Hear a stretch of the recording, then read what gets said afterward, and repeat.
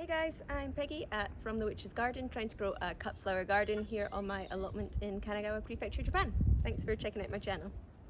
Okay, so we're back down on the allotment today. If you have been checking out my last videos, you'll know that I have been at home planting up seeds for the garden for next year and planting my spring bulbs, because I don't know if I'm actually going to be on this plot again come February, so I have to plant all that stuff up at home. But I came down to the allotment today because we are into November. When did that happen? It's gone so fast. But here we are in November, so I thought I would give you a little tour around the garden to see what is still happening down here. Okay, so let's start down at this side of the garden with my dahlia. Now, my dahlia are still putting out flowers. They're definitely slowing down. There's lots of buds on them. You know, the temperature has got colder. I'm in my jumper and jacket today. The temperature has dropped, but we're still quite far off our first frost, so I was hoping to get a bit more from these guys. They are putting out flowers, but they're still suffering from having been knocked around during typhoon season. I mean, if you look at this stem, can you see this? I mean, it's a bit of a helter-skelter coming up here. And, sorry, I feel like I haven't put the support netting in the right place. I feel like I maybe put the support netting too high up. Now, if I plant these out again next year, I will get them in the ground earlier, so hopefully they'll have some more height on them and have a bit more stability before typhoon season hits, and so they'll be a bit more prepared. But I put the first layer of my support netting up at about 30 centimetres, and then the next one at 60 centimetres, and I think next year I'm going to put in three. I'm going to put the first layer much lower down, and then a second layer in, and then the third one at the top layer. And hopefully that will give me stronger stems, because I do feel like they're suffering for it. The flowers are all over the place. A lot of them are lying flat on the soil, which isn't great. The other problem I'm having with my dahlia is just my timing. I have three kids under the age of 5 at home, so you know, I barely have time to finish a cup of tea in peace, never mind be able to come down to the allotment every day to be cutting these. And I'm finding that most of my dahlia have gone too far by the time I get round to cutting them, and I'll show you what I mean. Here is one dahlia that is starting to come out of its bud, but this is way too early for me to cut.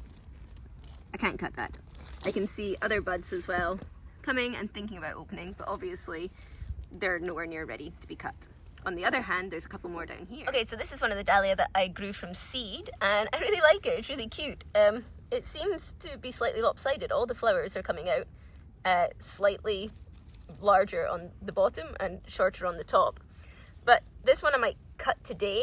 If you can see, that's still almost a kind of C shape. The petals on the top are still coming out.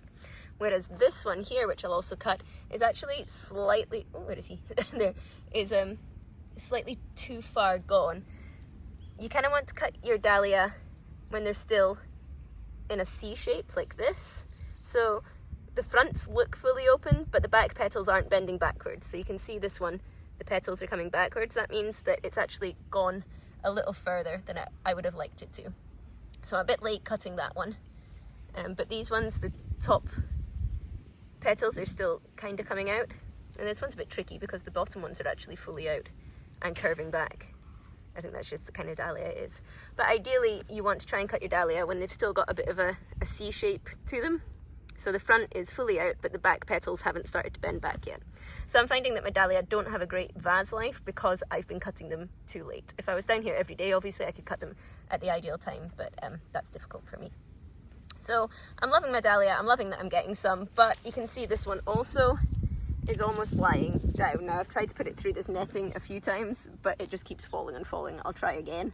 But like I say, I think if I had a layer of netting, maybe about, I don't know, 15 centimetres up that stalk, it would just be holding it upright a lot more and helping it out, and then had my second layer at the 30 centimetre mark. So that's what I'm going to do next year. Try and help my dahlia out. So then after my dahlia, I had left some stuff in the ground just to see if it would come up, and I don't think it's going to, which is a bit disappointing, but I just kind of thought I would leave it in and see what it would do and see if anything would come up, and it hasn't really. Of all the dahlia seed I planted, that's actually the only one that's come up, and I really like it, which is nice. I'm hoping there'll be a nice tuber there for me when it goes, and I can grow that again next year, because I think that's really cute. But everything else is pretty much gone until we get to my poppies at the end. Okay, so these are my California poppies. I put them in, they were the first things that I put in, and they came up and then they didn't do anything. I thought they would be okay in the heat because they're from California, it's hot there, right? But they just didn't like it at all. I had 1 or 2 of them put up flowers and dropped the petals the same day that they opened. So there was nothing I could do with them.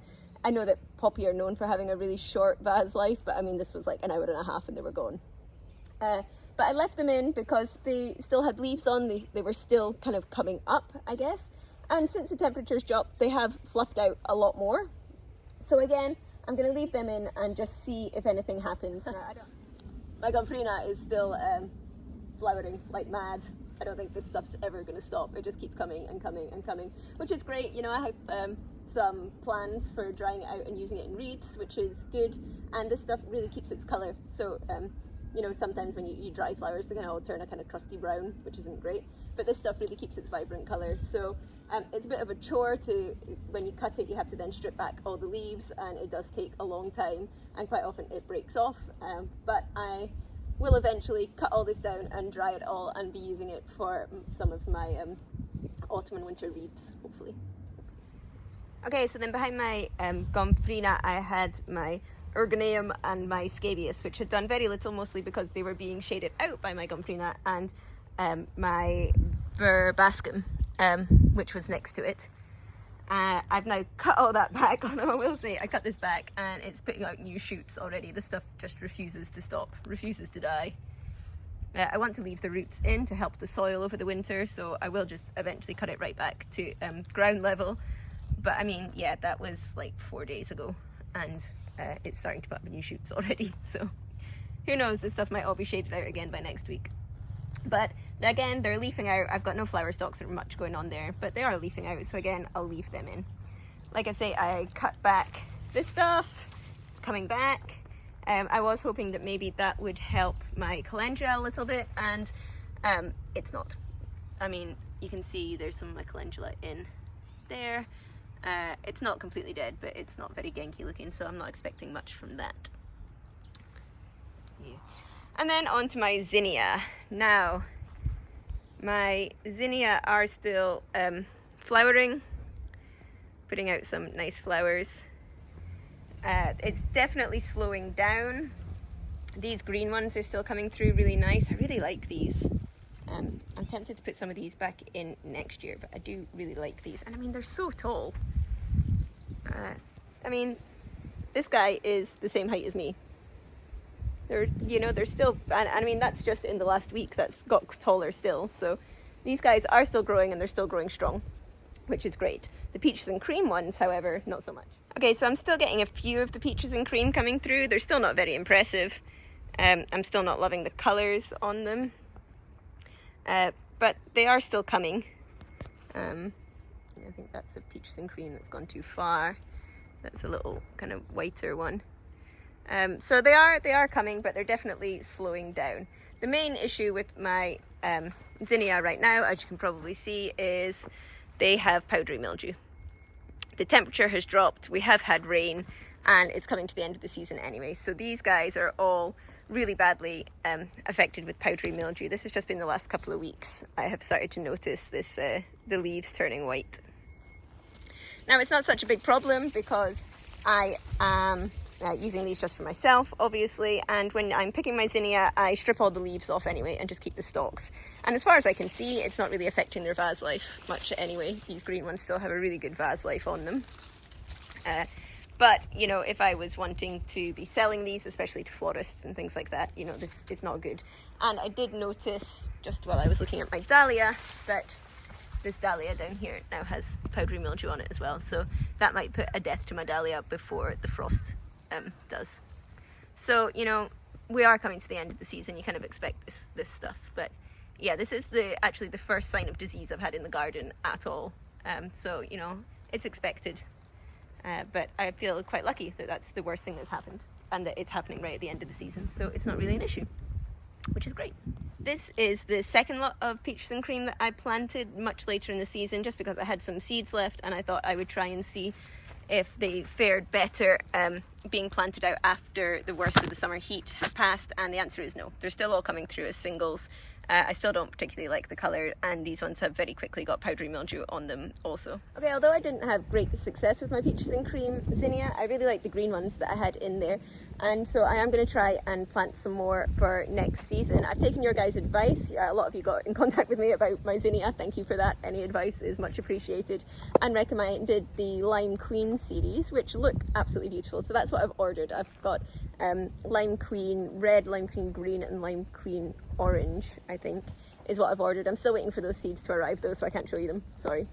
But I am going to have more zinnia in the garden next year, just a different type, to see if they do any better, because the difference between my peaches and cream and those lime green ones, which I just bought locally in the flower shop, is amazing. The green ones got much bigger, they had much more petals, and they've got a much better vase life, and they got a lot taller, whereas the peaches and cream ones just were bleh, didn't like them.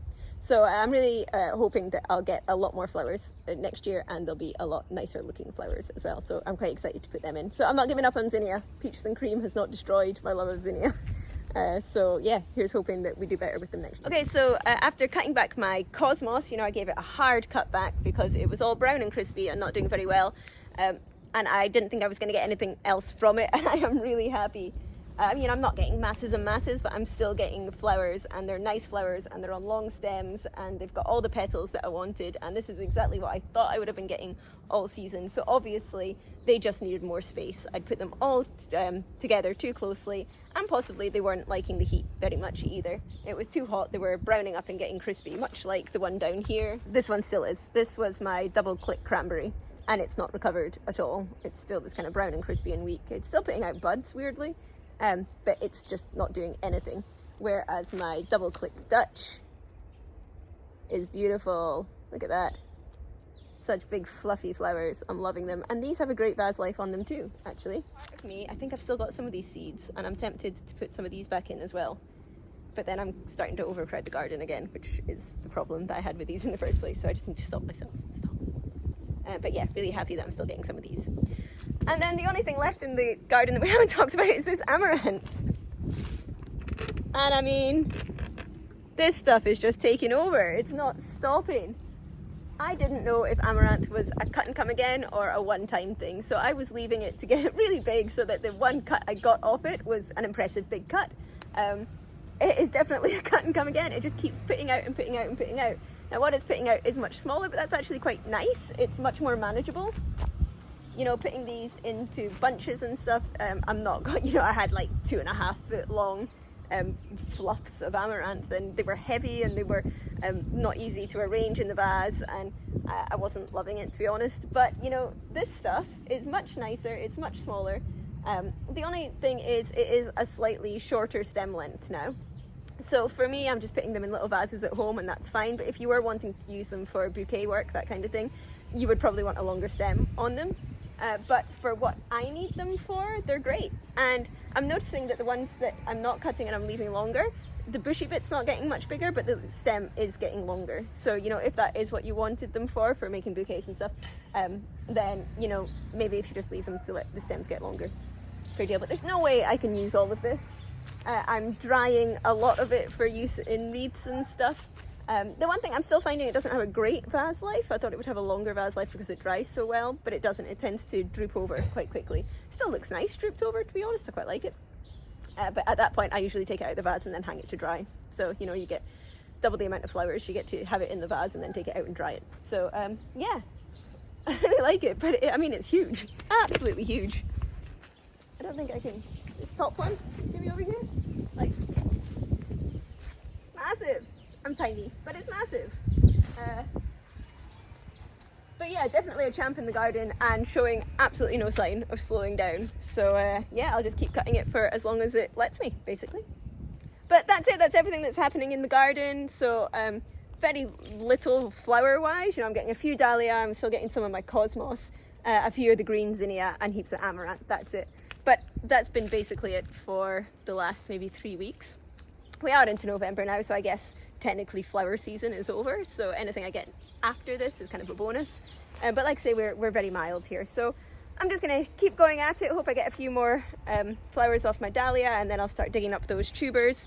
and just getting ready for hopefully starting up again next year if I get my allotment back, which I will know pretty soon, I hope. In the next couple of weeks I'll know if I get to stay here or not. But that's us for today. Thanks for checking in and following along. If you like what you see and you want to keep seeing what I get and what I'm doing with it, you can click the subscribe button below, and I'm also on Instagram under From the Witch's Garden. You can see some of this stuff up in vases. And that's us for this week. I will see you next week.